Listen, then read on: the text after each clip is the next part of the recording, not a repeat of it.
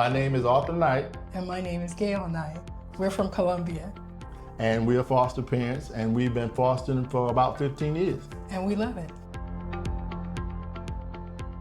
Well, we were kind of excited, you know. Definitely excited. Yeah, to see what we was venturing into.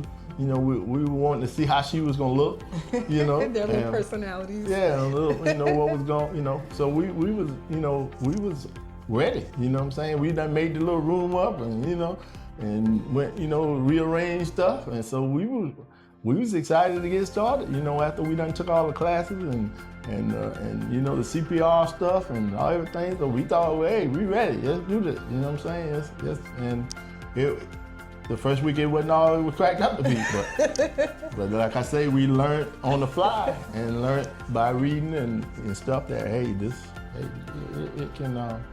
it can work if you get the help, because we know now if you show them the love and get them the right help that they need, they'll be all right in your house. The second kid, we felt like we were pros. There you go. About the third kid, something like that. We felt like we were pros. Yeah, you know, we working it, you know what I'm saying? We want to make a difference.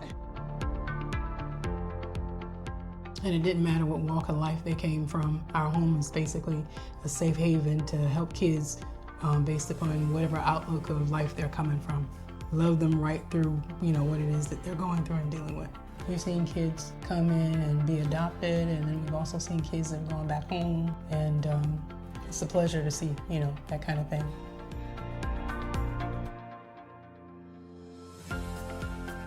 That's what they basically need when they first come in, is just to show them that you love them, and you know, and just, you know, just relax yourself. You know what I'm saying? You ain't under no pressure, and nobody's gonna bother you. Like he said, once the child comes into your home and they feel that they're safe, then they're more at tendency to open up to you.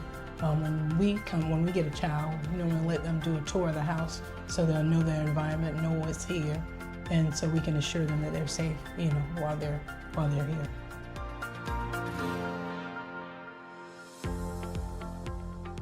Appointments, mental therapy appointments, you know, if needed, but it's important to keep that up. Yeah. So because all of that, you know, it creates a village for the kids. You got the DSS worker, the guardian ad litem, their teacher, and staff at the school, and then their pediatrician, their dentist. All these people play factors, foster parents, all these people play factors in their village. So when you make them feel safe, then they want to work. And use the village, you know, use the people that are there to help you. You know what I'm saying? Don't let them get off. You know, use them. They I need you. Know, this is your role. This is your role, you know what I'm saying? I'm playing my role, you gotta play your role, you know. You gotta go to your physical appointment, you got, you know, your therapist, you need to do use the tools you got at hand to help these kids. You know, it's a village. You cannot do it by yourself.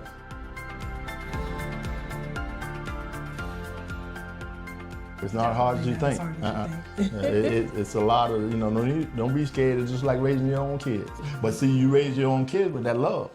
Definitely. See, so if you take that part out of it and you just in it for some money or something like that, they gonna see right through that, bro. Well, children can pick up on whether you love them or not. not. You trying to take care of me or do things for me or take me somewhere or let me do things I want to do. You know, they want to go to the ball game. They just like your kids were. They want to go to the dance.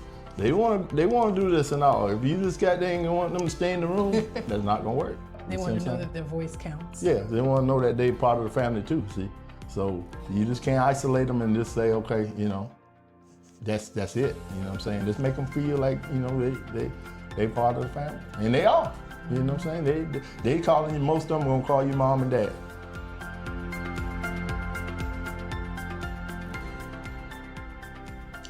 Why is it not worth it? Because you change life. Why is it not? You change lives. You work with kids. Yeah, and you're gonna have some fun moments.